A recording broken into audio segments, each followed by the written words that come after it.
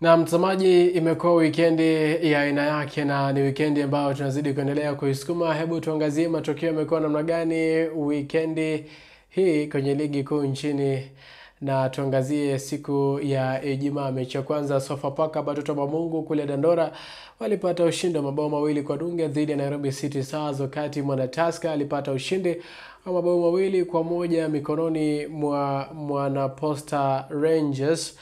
Siku ya jana Jumamosi, Kakamega Homeboyz ametoka sare ya kutofungana dhidi ya Mwana Talanta, wakati Polisi amemzaba Mwana Mrangasil kichapo cha magoli 3-1 kule maeneo ya Machakos. Timu ya Ulinzi Stars ikiwa nyumbani Ulinzi Complex alifungwa kichapo cha magoli 2-1 na Mwanabengi KCB, wakati Kariobangi Sharks pia aliweza kuibuka mshindi kwenye derby la Slam kwa kupata ushindi wa magoli 2-1 dhidi ya Mwana Mathare.